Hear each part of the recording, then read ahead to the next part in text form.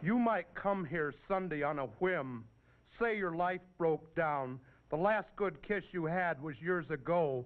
You walked these streets laid out by the insane, past hotels that didn't last, bars that did, the tortured try of local drivers to accelerate their lives. Only churches are kept up. The jail turns 70 this year. The only prisoner is always in, not knowing what he's done.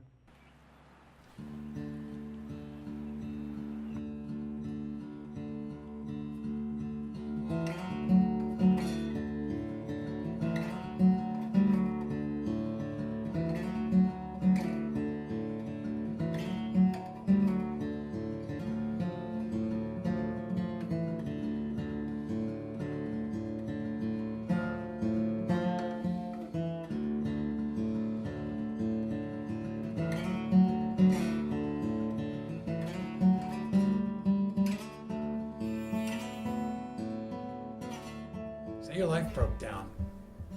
You might come here. You find yourself in this town. There's already a hint that it's going to be about not just the town, but also the speaker's life. The last good kiss you had was years ago. He associates the town immediately with lost love, streets of insanity, visiting places that didn't last, bars that did, tortured, tormented lives trying to get out of their impasse to accelerate their lives. In a jail that turned 70 this year, the prisoner's always in imprisonment and lack of knowledge or self-knowledge.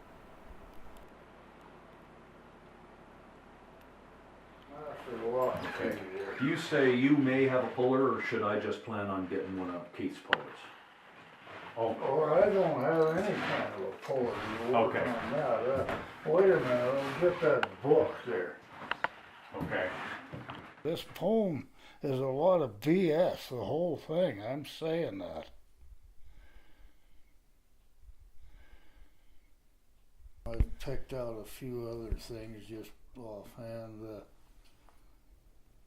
You walk these streets laid out by the insane. Well, the Philipsburg was laid out by its namesake, Philip Zeidesheimer, who was one of the foremost mining engineers in the world, educated at the Freiburg School of Mines in Germany. Hardly insane. Well, this is just kind of a little off the deal, but the only prisoner in the jail is always in, not knowing what he's done. Well, that's just pure BS. I mean, I was raised a block below the jail there. I knew the sheriffs, the undersheriffs, the cops, and there wasn't just one prisoner that didn't know what he did. I don't know. He just pulled that out of his hat, I guess.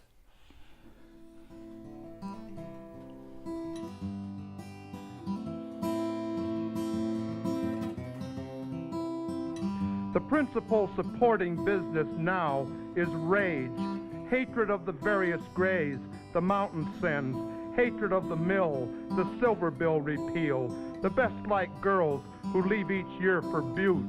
One good restaurant and bars can't wipe the boredom out. The 1907 boom, 8 going silver mines, a dance floor built on springs. All memory resolves itself in gaze.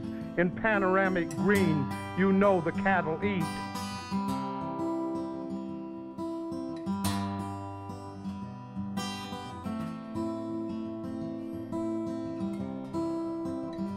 Or 2 stacks high above the town, 2 dead kilns, the huge mill in collapse for 50 years that won't fall finally down.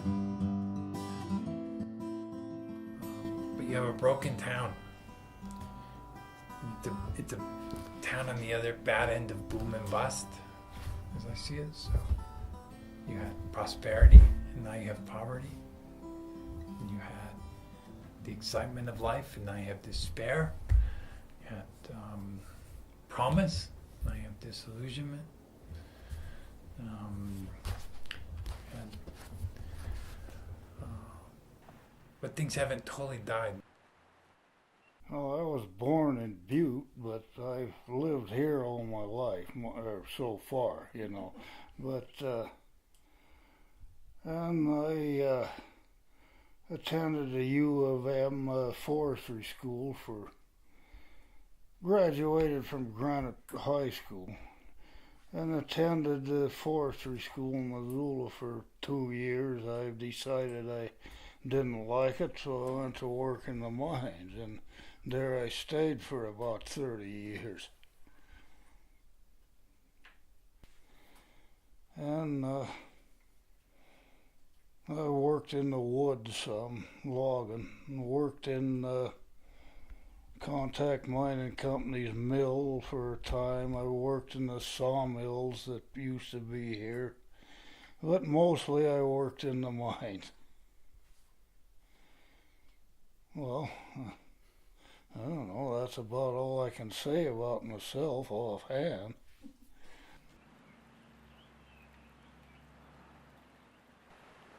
The huge mill and collapsed for 50 years that won't fall finally down. But it's we get this town that's gone to pieces. Isn't this your life, that ancient kiss still burning out your eyes? Isn't this defeat so accurate the church bell simply seems a pure announcement? Ring and no one comes. Don't empty houses ring? Are magnesium and scorn sufficient to support a town? Not just Philipsburg, but towns of towering blondes, good jazz and booze the world will never let you have until the town you came from dies inside. Say no to yourself. The old man, 20 when the jail was built, still laughs, although his lips collapse. Someday soon, he says, I'll go to sleep and not wake up. You tell him no, you're talking to yourself.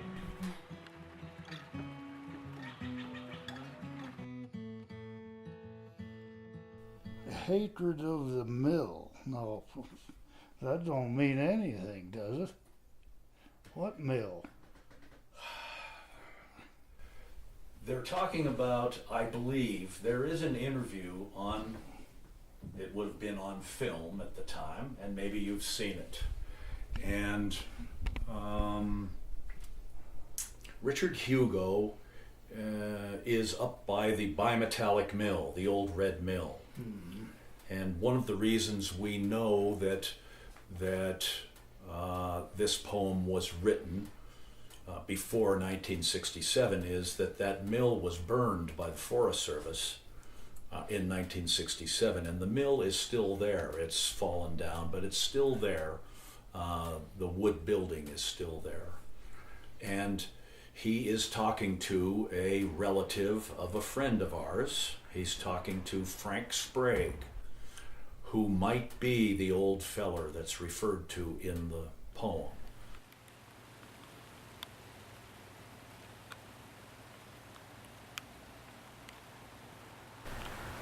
Five questions. Isn't this your life?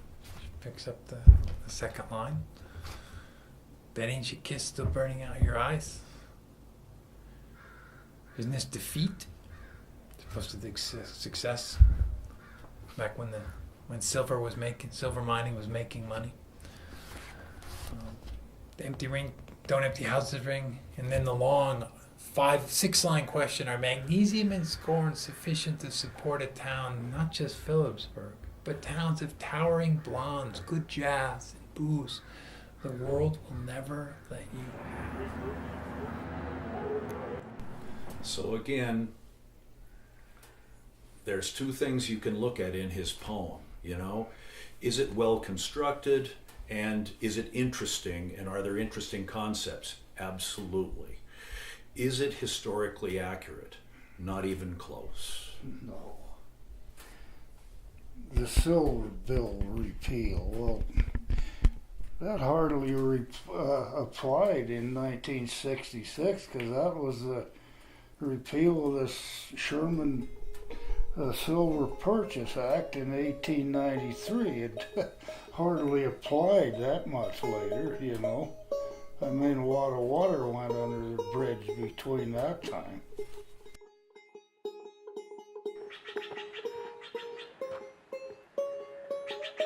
The car that brought you here still runs. The money you buy lunch with, no matter where it's mined, is silver.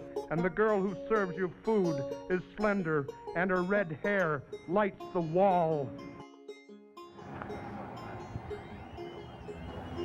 You tell him, though. You're talking to yourself.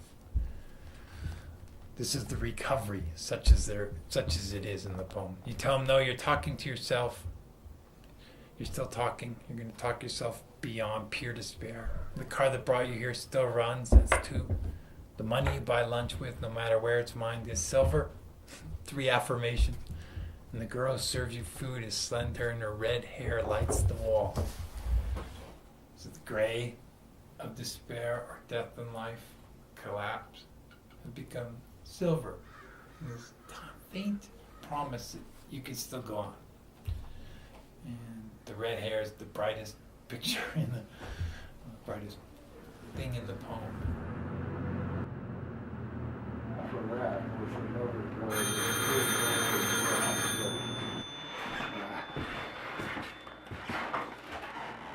Oh.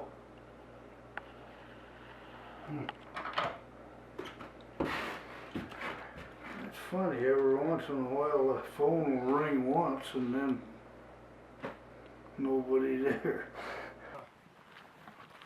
You said you'd get a hold of that electrician tomorrow, I guess, didn't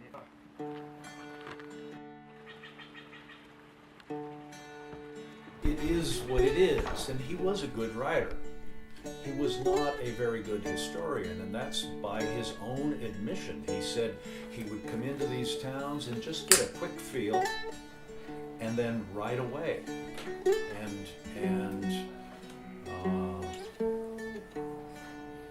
So it's fiction.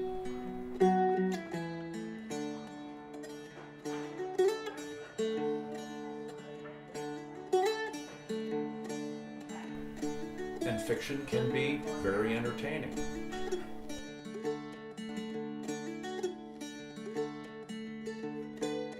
There's lost love or brokenheartedness. There's insanity of streets. There's collapsed buildings. And then there's a prison, a jail. And there's a lack of self-knowledge. So the knowledge of your own rage. And here, there's a wall at the end. Which makes you think the speaker's going to get out of here, but it's not an open expanse of exuberant promise.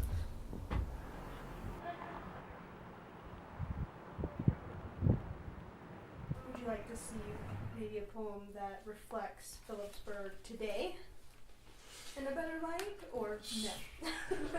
Well, I don't know that it's necessary, but sure, if somebody likes something about our town, or if they hate something about our town, you know, luckily it's a free country. They could write a poem. I'd be happy to read it. I'm interested in all things Philipsburg. Poems don't have to be historically accurate. And so I guess that's where, you know, Dave and I agree that Richard Hugo did not have an accurate feel for the town. I don't know if he intended it to be accurate. I think he was just riffing, if you will. It was like he was in a deep depression or something and he took it out on this town. There, you can print that.